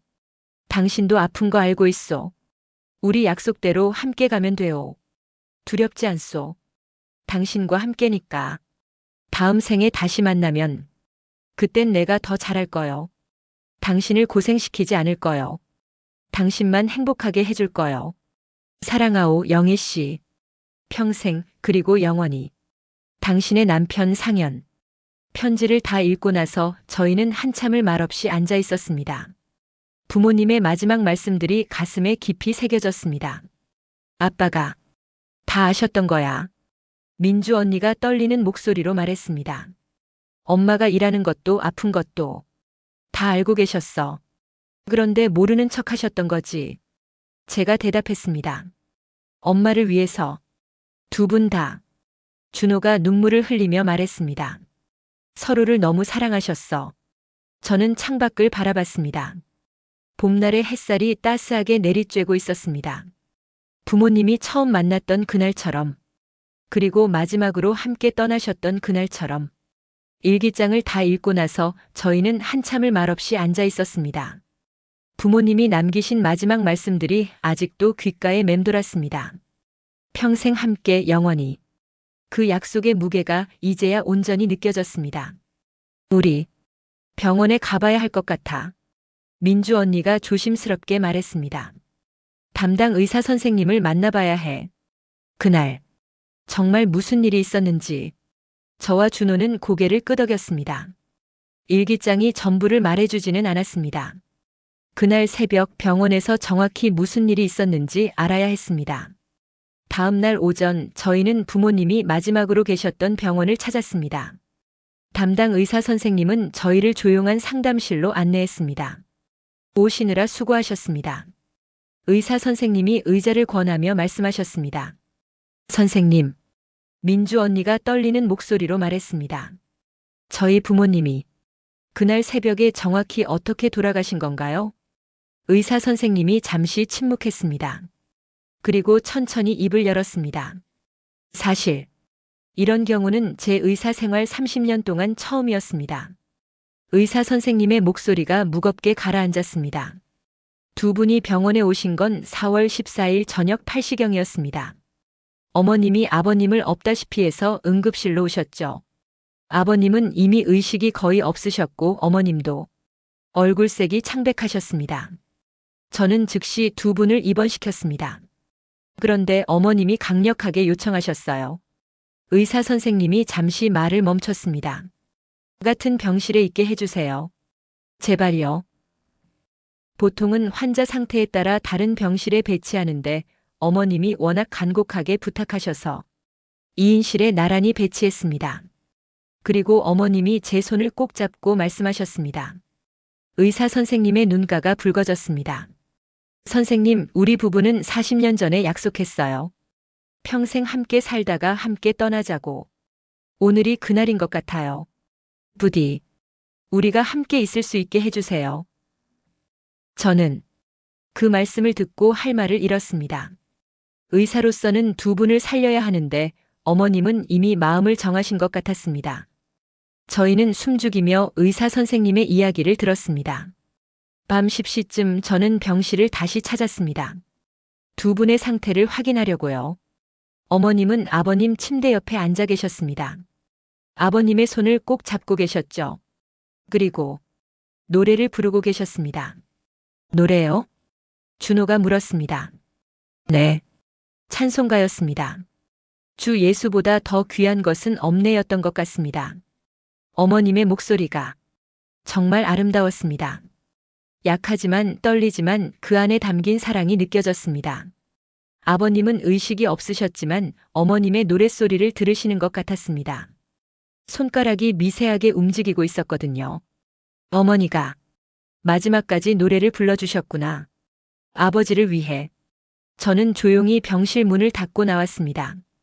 방해하고 싶지 않았습니다. 새벽 3시쯤 간호사가 저를 급히 불렀습니다.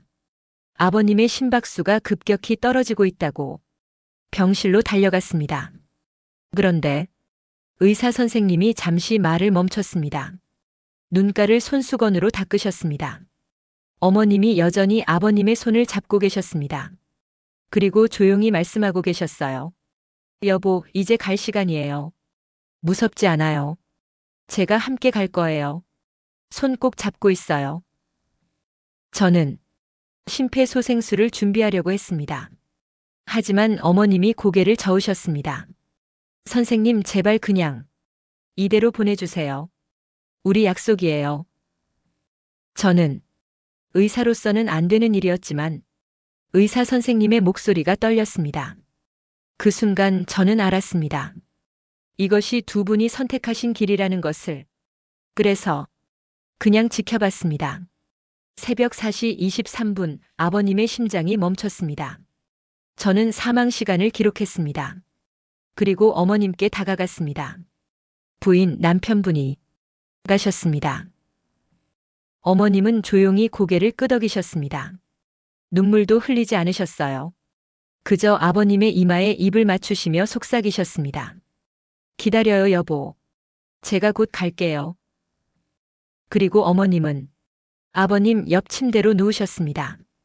간호사들이 깜짝 놀라 말렸지만 어머님은 그냥 조용히 누우셨습니다.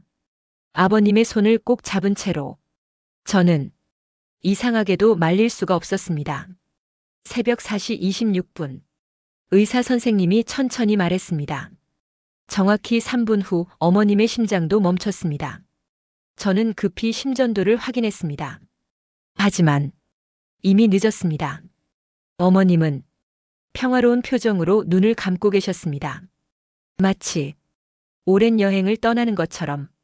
거실에 침묵이 흘렀습니다. 저희는 아무도 말을 할 수 없었습니다. 의사 선생님이 계속 말씀하셨습니다. 저는 의학적으로 설명할 수 없습니다. 어머님의 심장도 안 좋으셨지만 그렇게 급작스럽게 멈출 상황은 아니었습니다. 하지만 저는 믿습니다. 어머님이 의지로 따라가신 거라고. 40년간 지켜온 약속을 마지막 순간에 완성하신 거라고. 의사 선생님이 서류 봉투 하나를 꺼내 저희에게 건네셨습니다. 이건 어머님이 병원에 오실 때 가지고 계셨던 겁니다. 간호사가 정리하다가 발견했어요. 유가족분들께 전해드려야 할 것 같아서 보관하고 있었습니다. 민주 언니가 떨리는 손으로 봉투를 열었습니다. 안에는 작은 쪽지 한 장이 들어 있었습니다. 어머니의 필체였습니다. 우리 아이들에게 이 편지를 읽고 있다면 엄마 아빠는 이미 함께 떠났을 거야. 놀라지 마. 슬퍼하지도 마. 이건 우리가 선택한 길이야. 40년 전 엄마 아빠는 약속했어. 평생 함께 살다가 함께 떠나자고. 우리는 그 약속을 지켰을 뿐이야. 너희한테 미안해. 더 좋은 엄마, 더 좋은 아빠가 되어주지 못해서. 하지만 알아줘. 엄마 아빠는 너희를 정말 사랑했어. 다만 우리는 서로를 조금 더 사랑했어. 그래서 함께 가는 걸 선택했어. 이기적이라고 생각할 수도 있겠지. 하지만 이해해줘. 사랑이란 게 원래 그런 거야. 상대 없이는 살 수 없는 거. 죽음도 함께하고 싶은 거. 너희도 언젠가 그런 사람을 만나길 바라. 평생을 함께하고 싶은 사람. 영원히 놓고 싶지 않은 사람. 우리는 행복했어. 40년 동안 매 순간이. 그러니 슬퍼하지 마. 대신 기억해줘. 엄마 아빠가 얼마나 서로를 사랑했는지. 그리고 너희도 사랑하며 살아. 진심으로 온 마음을 다해. 그게 엄마 아빠가 바라는 전부야. 사랑한다, 우리 아이들아. 마이너스 엄마 아빠가. 편지를 다 읽고 나서 저희는 모두 울었습니다. 더 이상 참을 수 없었습니다. 의사 선생님도 조용히 눈가를 닫고 계셨습니다. 한참 후 저희는 병원을 나왔습니다. 봄날의 햇살이 눈부시게 빛나고 있었습니다. 우리 부모님 병실 가볼까? 민주 언니가 물었습니다. 그날 두 분이 계셨던 곳. 저와 준호는 고개를 끄덕였습니다. 병원 5층 502호실. 부모님이 마지막 밤을 보내신 곳이었습니다. 지금은 비어 있었습니다. 저희는 조용히 안으로 들어갔습니다. 나란히 놓인 두 개의 침대. 깨끗하게 정돈된 하얀 시트. 창문 너머로 들어오는 따스한 봄볕. 여기서 준호가 떨리는 목소리로 말했습니다. 엄마 아빠가 마지막으로 함께 계셨구나. 민주 언니가 아버지가 누워 계셨던 침대에 손을 올렸습니다. 아빠, 엄마. 언니의 목소리가 갈라졌습니다. 이제 알았어. 두 분이 얼마나 서로를 사랑하셨는지. 미안해. 우리가 너무 늦게 알아서. 그때 창문 옆 작은 선반 위에서 무언가가 눈에 띄었습니다. 저는 조심스럽게 다가갔습니다. 작은 메모지였습니다. 아버지의 필체였습니다. 영희 씨, 손 놓지 마요. 함께 가요. 사랑해요. 그 짧은 메모를 보는 순간 저는 무릎이 꺾였습니다. 이것이 아버지의 진짜 마지막 말씀이었구나. 치매로 흐려진 정신 속에서도 마지막 순간 깨어나셔서 남기신 말씀. 손 놓지 마요. 함께 가요. 저희는 그 병실에서 한참을 서 있었습니다. 부모님이 함께 계셨던 그 자리에서 40년 사랑의 마지막 장면이 펼쳐졌던 그곳에서 병원을 나와 부모님 댁으로 돌아왔습니다. 저희는 거실에 모여 앉았습니다. 탁자 위에는 40년치의 일기장들이 가지런히 놓여 있었습니다. 우리 이 일기장 어떻게 할까? 준호가 물었습니다. 보관해야지. 민주 언니가 일기장을 쓰다듬으며 말했습니다. 엄마가 40년 동안 써온 거야. 이건 단순한 일기가 아니야. 엄마 아빠의 사랑의 증거야. 제가 말했습니다. 그리고 우리한테 남겨주신 교훈이야. 사랑이 뭔지, 헌신이 뭔지, 약속이 뭔지. 저희는 조용히 일기장들을 정리했습니다. 다시 낡은 나무 상자에 넣고 아버지 서재에 가져다 놓았습니다. 엄마 아빠가 함께 계신 곳에 민주 언니가 말했습니다. 여기 이 집에 이 추억들과 함께. 저희는 부모님 집을 나서며 마지막으로 돌아봤습니다. 현관에 걸린 부모님의 결혼 사진. 젊은 날에 두 분이 환하게 웃고 계셨습니다. 40년 후 약속을 완성하실 줄은 꿈에도 모르시고. 집으로 돌아가는 길 준호가 물었습니다. 누나, 우리도 그런 사랑 할 수 있을까? 엄마 아빠처럼. 민주 언니가 하늘을 올려다보며 말했습니다. 할 수 있을 거야. 아니, 해야지.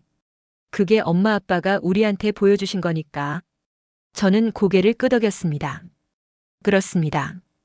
부모님은 우리에게 보여주셨습니다. 진짜 사랑이 무엇인지, 평생을 함께 한다는 게 어떤 의미인지, 약속을 지킨다는 게 얼마나 아름다운지. 그날 밤 저는 오랜만에 편안하게 잠들었습니다. 꿈속에서 부모님을 봤습니다. 두 분은 손을 꼭 잡고 환하게 웃으며 어딘가로 걸어가고 계셨습니다. 봄날의 햇살 속으로. 영원히 함께, 영원히 행복하게. 평생 함께, 영원히. 40년 전의 한 약속. 40년 후에 완성된 약속. 죽음조차 넘어선 진짜 사랑의 이야기. 1년 후 저희는 부모님 일주기를 맞아 다시 모였습니다. 묘지에 놓인 합장묘 앞에서 저희는 조용히 절을 올렸습니다. 비석에는 이렇게 새겨져 있었습니다. 사랑하는 남편 김상현, 사랑하는 아내 박영희. 1984년 10월 13일 부부가 되다. 2024년 4월 15일 영원히 하나 되다. 평생 함께, 영원히 함께. 민주 언니가 꽃을 놓으며 말했습니다. 엄마, 아빠 1년이 지났어요. 우리 잘 지내고 있어요. 그리고 이제 이해했어요. 두 분이 왜 그 선택을 하셨는지. 준호가 눈물을 닦으며 말했습니다. 부럽기도 해요. 그렇게까지 사랑할 수 있다는 게.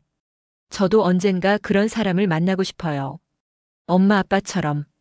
저는 조용히 묘비를 쓰다듬었습니다. 고맙습니다, 엄마 아빠. 보여주셔서. 진짜 사랑이 뭔지. 가르쳐 주셔서. 약속을 지키는 게 얼마나 아름다운지. 봄바람이 불어왔습니다. 마치 부모님이 대답하시는 것 같았습니다. 우리는 행복했단다. 후회 없단다. 너희도 사랑하며 살아라. 저희는 묘지를 나서며 서로를 바라봤습니다. 그리고 약속했습니다. 부모님처럼 살기로. 진심으로 사랑하며. 약속을 지키며. 마지막 순간까지 함께하며. 40년간의 일기장은 지금도 부모님 서재에 보관되어 있습니다. 가끔 저희는 그 일기장을 펼쳐봅니다. 그리고 다시 한번 깨닫습니다. 사랑이란 무엇인지, 헌신이란 무엇인지, 영원한 약속이란 무엇인지. 그것은 단순한 일기장이 아니었습니다. 한 여인이 40년간 써내려간 사랑의 증거였습니다. 그리고 죽음을 넘어서도 이어진 두 사람의 영원한 약속이었습니다. 사랑하는 이에게. 당신을 만나 행복했습니다. 평생을 함께해서 감사했습니다. 그리고 마지막까지 손을 놓지 않아줘서 고마웠습니다. 다음 생에 다시 만나면 또다시 당신을 사랑하겠습니다. 평생 함께, 영원히. 여러분, 이 이야기를 전하면서 저도 많은 것을 느꼈습니다. 40년이라는 시간 동안 매일같이 일기를 쓰며 한 사람을 사랑했던 박영애 씨. 그리고 그 사랑에 끝까지 응답했던 김상현 씨. 두 분의 이야기는 단순한 로맨스가 아니었습니다. 가난과 고통, 병마와 싸우면서도 지켜낸 약속의 이야기였습니다. 우리는 흔히 사랑을 말하면서도 진짜 사랑이 무엇인지 잊고 살아갑니다. 하지만 이 두 분은 보여주셨습니다. 사랑이란 좋을 때만 함께하는 게 아니라 힘들 때도 아플 때도 기억이 사라져가도 끝까지 손을 놓지 않는 것이라는 걸. 솔직히 이 이야기를 준비하면서 여러 번 울었습니다. 특히 마지막 일기장에 손 놓지 마요. 함께 가요라는 문장을 읽을 때는 한참을 아무 말도 할 수 없었습니다. 여러분은 어떠셨나요? 혹시 지금 옆에 사랑하는 사람이 있다면 그 손을 한번 꼭 잡아주세요. 그리고 말해주세요. 평생 함께하자고. 영원히 함께하자고. 이 영상이 여러분의 마음에 조금이나마 울림을 주었다면 좋아요 버튼으로 응원해주세요. 그리고 구독과 알림 설정을 눌러주시면 이런 감동적인 이야기들을 계속해서 여러분께 전해드릴 수 있습니다. 댓글로 여러분의 생각을 나눠주세요. 여러분에게도 이런 영원한 사랑을 나눈 분이 계신가요? 혹은 지금 그런 사랑을 꿈꾸고 계신가요? 여러분의 이야기가 궁금합니다. 오늘도 영상 시청해주셔서 감사합니다. 사랑하는 사람과 행복한 하루 보내시길 바랍니다. 그리고 기억하세요. 진짜 사랑은 죽음도 넘어선다는 것을. 평생 함께, 영원히. 여러분, 다음 영상에서 또 만나요.